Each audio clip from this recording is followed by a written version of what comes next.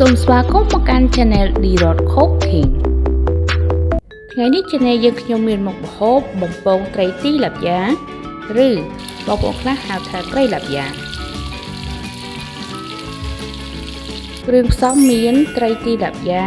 ឬត្រីឡាប់យ៉ាស្ករសអំបិលប៊ីចេងរ៉ូឌីខ្ទឹមសចិញ្ច្រាំផ្នែកទឹកត្រីវិញមាន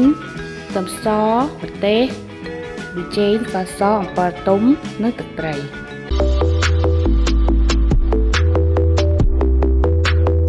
ដំបូងយើងធ្វើការលាយគ្រឿងដើម្បីប្រឡាក់ត្រីមានស្ករសអំបិលប៊ីចេងរ៉ូឌីបន្ទាប់មកយើងដាក់ខ្ទឹមស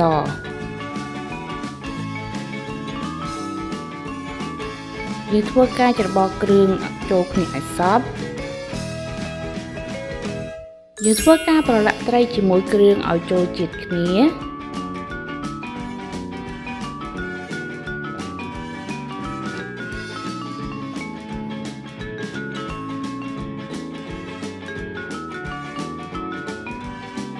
ពេលយើងប្រឡាក់ត្រីរួចហើយយើងយកគ្រឿងដែលនៅសល់ដាក់ចូលក្នុងពោះត្រី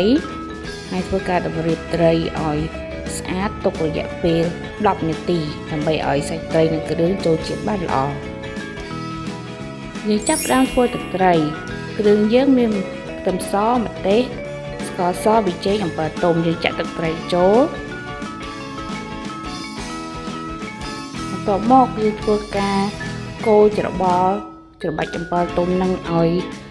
ល្អិតតូចៗយើងកូរឲ្យសព្វឲ្យគ្រឿងចូលជាតិគ្នាបានល្អជាការស្រេចយើងចាប់ផ្ដើមដាក់ខ្លាញ់ចូលខ្ទះដើម្បីធ្វើការបំពងត្រីបន្ទាប់មកយើងចាប់ផ្ដើមដាក់ត្រីចូល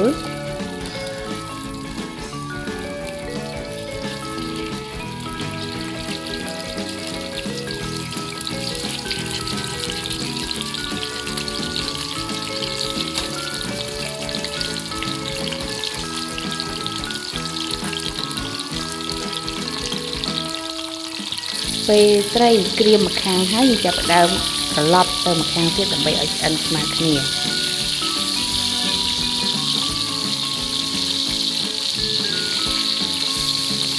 យើងធ្វើការបំពងត្រីរបស់យើងរហូតទាល់តែអស់ឆ្អិនរួចរាល់បន្ទាប់មកដួសដាក់ចានមុខម្ហូបបំពងត្រីទីឡាប់យ៉ាបានឆ្អិនរួចរាល់សូមចុច Subscribe និងសញ្ញារូបកណ្ដឹងដើម្បីទទួលបានវីដេអូថ្មីៗពី Channel